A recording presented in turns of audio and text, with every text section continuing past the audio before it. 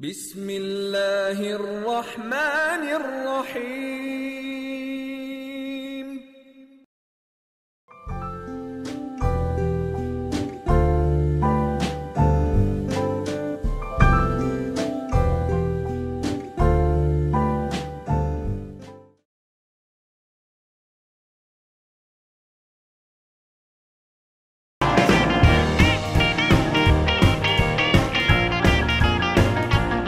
अस्सलामुअलैकुम। 24/7 में खुश आमदीद नाजरीन। ईद उल फितर गुजर चुकी है और ईद उल अज़हा आने वाली है। ईद उल अज़हा के बारे में कहा जाता है कि ये ईद कसाईयों की ईद होती है, पर मेरे ख्याल में ये ईद कसाईयों के साथ साथ जानवरों के व्यापारियों की भी ईद होती है। वो लोग साल भर अपने जानवरों को पालते हैं और इस मौके पर अमीरों को कुर्बानी की सआदत के लिए जानवर फराहम करते हैं। इसी सिलसिले में बात करने के लिए आज मैंने अपने स्टूडियो में दावत दी है अमजद साहब को, जो कि एक जानवरों के व्यापारी हैं। अस्सलाम वालेकुम अमजद साहब। वालेकुम अस्सलाम। छाला है बिल्कुल ठीक ठाक, आप सुनाएं कैसे हैं? मालिक जो दादो करा हमारे। अमजद साहब, मेरा प्रोग्राम उर्दू में हो रहा होता है, तो अगर आप उर्दू में बात कर लें तो मेहरबानी होगी। अच्छा साईं, हम उर्दू में बात करेगा, नाराज है ना, नाराज। तो आप माल मवेशियों और जानवरों के व्यापारी हैं। पूरे साल आप जानवर, गाय, बकरे, बुरा ना मानो तो एक बात करूं। जी जी करें। साईं, ये जो तुम हमको व्यापारी बोल रहा है, अब हम व्यापारी नहीं रहा, अब हम व्यापारी से मदारी हो गया है साईं। व्यापारी से मदारी? क्या आप सियासत में आ गए?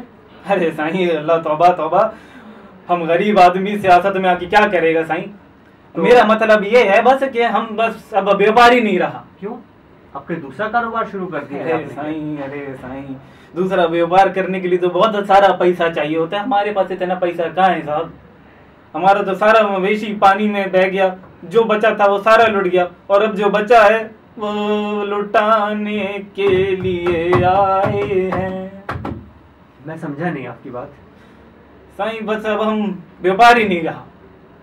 ऐसा हुआ क्या? क्या किस हवाले से आप कह रहे हैं कि आपका सामान लुट गया? कोई डाकू आ गए, कोई चोर आ गए? साईं, ये जो अभी बारिशें हुई है ना, हमारा पूरा इलाका बारिश के पानी में डूब गया। कौन सा इलाका है आपका? साईं, हम जेकबाबाद से है। अच्छा, वहाँ पे तो बहुत बारिश हुई। साईं, हमारा जेकबाबाद अब जेकबाबाद बर्बाद हो गया है। सब हमारा मवेशी जो आधा बचा था वो सब बह गया पानी में। अब हमारे पास कुछ भी नहीं बचा, जो बचा था अब वही है बस। तो जो आधा आपने बचा लिया वो किस तरह बचा लिया? क्या उनको बचाने, बाकियों को बचाने का कोई इंतजाम नहीं हुआ? बता। हाँ, इंतजाम तो था, मगर हमारे काफी बकरे और 2 गाय बारिश के पानी के रेले में बह गए, और उनको काफी, जो बचे थे उनको काफी मुश्किलात के बाद से मैं पकड़ के लेकर आया अपने घर तक।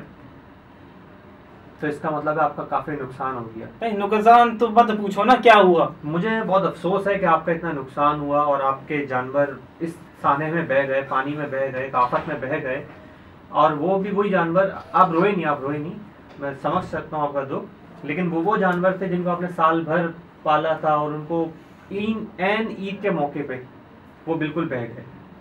साईं, नुकसान तो साईं पूरा हो जाता अगर मेरे बाकी के जानवर बिक जाते तो अभी तो ईद उल अज़हा में काफी टाइम है, आप बाकी के जानवर तो बेच सकते हैं।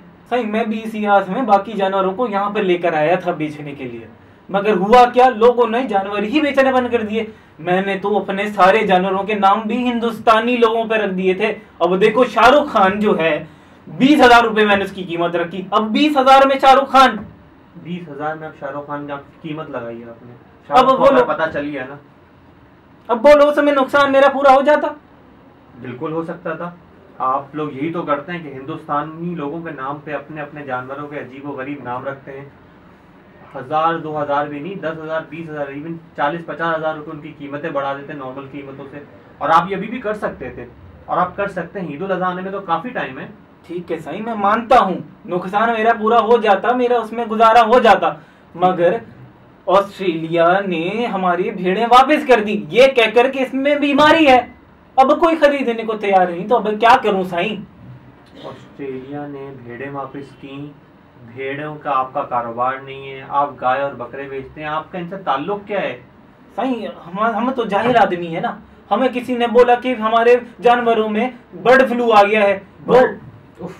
जानवरों में बर्ड फ्लू। साईं यही हमें पता चला, हमें किसी ने बोला कि मुर्गियों में हुआ करता था, अब जाके वो जानवरों में आ गया है। हाँ, तो वो मुर्गियों जानवरों में कैसे आ गया? जानवरों ने मुर्गियां खा ली, या कुछ तो अकल इस्तेमाल करो ना। वो एक जानवरों में अलग बीमारी आई हुई जो कि सिर्फ भेड़ों में आई हुई है, और वो भी चंद भेड़ों में। आपकी गाय बकरों में उनका कोई ताल्लुक नहीं है, तो लोग क्यों नहीं खरीद रहे? साईं ये तो आप लोगों को समझाओ ना, लोगों को समझाओ कि वो हमारे जानवर खरीदें। लोग तो आपकी बात सुन रहे हैं, वो आपका प्रोग्राम भी देख रहे हैं, वो लोग तो खरीदेंगे। जो पढ़े लिखे माशाल्लाह अच्छे लोग हैं वो लोग तो खरीद लेंगे।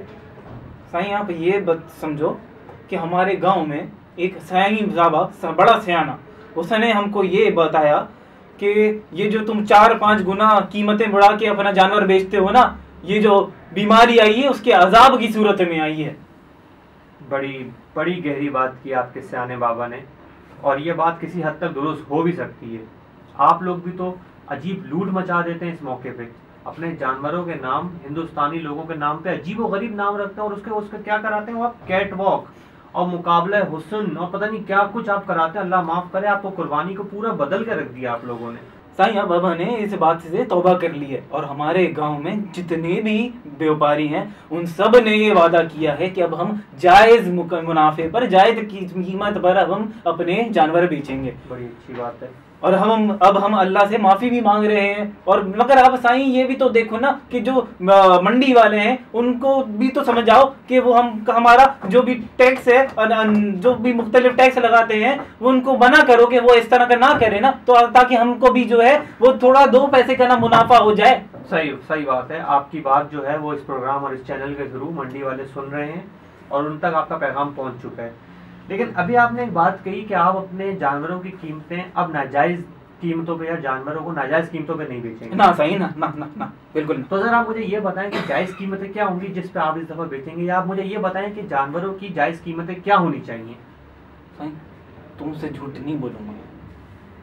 चूना लगा रहे हो मुझे? साईं चूने की क्या बात है साईं?